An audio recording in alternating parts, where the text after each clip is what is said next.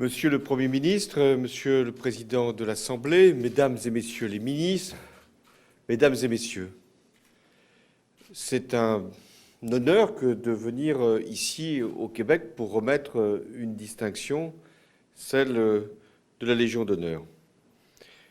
C'est vous, Bernard Bélanger, qui êtes le récipiendaire.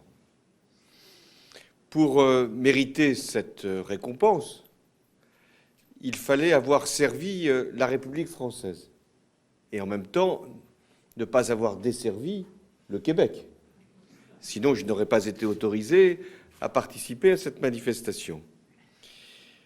Si vous avez pu avoir cet immense honneur que d'être ainsi reconnu par la République, c'est que vous avez eu aussi la décision prise par vous remontant à plusieurs années. Vous avez voulu investir en France. Vous avez fait confiance en la France. Et vous avez permis des créations d'emplois dans plusieurs régions françaises et le développement d'une technologie, la vôtre.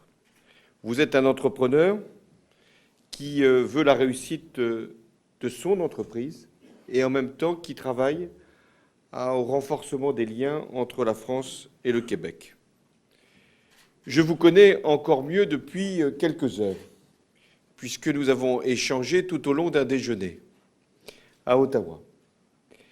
Et vous m'avez raconté votre propre histoire, bien mieux que je n'aurais pu la reconstituer.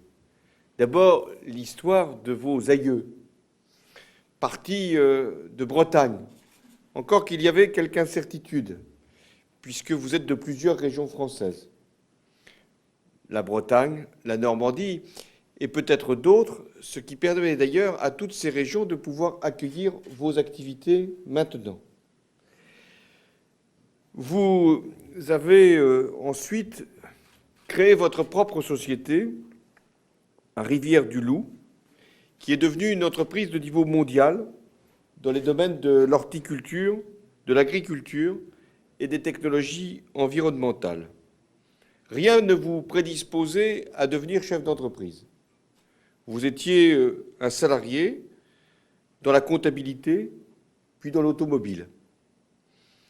Votre père, vous me l'avez confié, était un ouvrier, un syndicaliste, ce qui vous a conduit à ne pas avoir peur des syndicats puisque vous n'aviez pas peur de votre père. Je le dis ça pour les syndicats français qui pourraient éventuellement porter des revendications. Mais parce que vous avez justement eu, par votre père, cette éducation, vous avez voulu faire une société à l'image de votre idéal, une société humaine. Vous vous êtes intéressé, quelle drôle d'idée, à la tourbe, en 1963. Puis ensuite, vous devenez actionnaire de la tourbe du Saint-Laurent et vous avez acquis, je le disais, une société américaine qui s'appelle Premier Tech. C'était en 1978. Vous l'avez considérablement développé, vous l'avez diversifié, puis vous êtes parti à la conquête de nouveaux marchés. Parce qu'ici, au Québec, on a l'esprit conquérant. On est d'abord venu par ses aïeux de France, puis ensuite, vous considérez que la France est trop petite, le Québec trop étroit, et donc vous voulez conquérir le monde. Ce que vous faites, puisque Premier Tech connaît depuis 20 ans un taux de croissance annuel moyen de 10%. C'est l'objectif que j'ai également fixé pour l'économie française, et nous sommes en train d'attendre les premiers résultats. Mais vous allez y contribuer.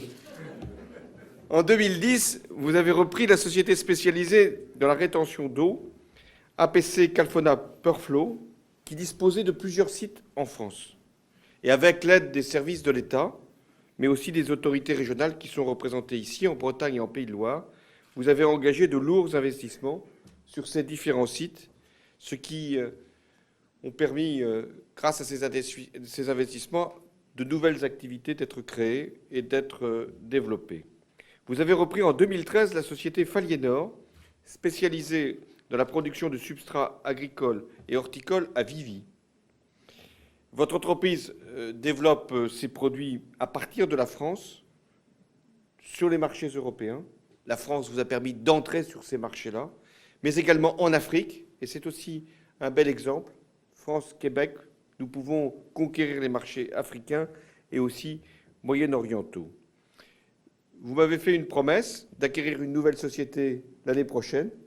Je vous en ai fait une autre, c'est de venir avec vous l'inaugurer. Monsieur Bernard Bélanger, vous avez la reconnaissance de plusieurs centaines d'employés français qui travaillent pour votre société, ainsi que de nombreux sous-traitants. Vous avez aussi la reconnaissance des villes et des régions dans lesquelles vos entités de production et de recherche et développement sont installées. Et vous avez enfin la reconnaissance de la République française, car vous contribuez non seulement à créer des emplois, mais à élever le niveau de recherche et de connaissance dans notre pays. Monsieur Bélanger, je le disais, en 1634, François Bélanger, vous m'avez demandé de relever le prénom, je le fais, François Bélanger s'installait à Québec venant de France. Eh bien, par vos activités, par votre talent, par votre réussite, vous contribuez maintenant à servir le Québec et à honorer la France.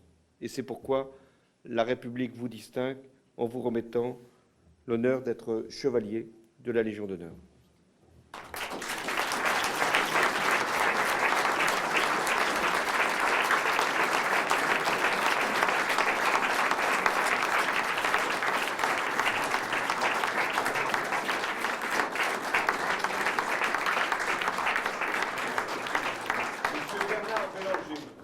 Au nom de la République française, nous vous faisons chevalier de la Légion d'honneur.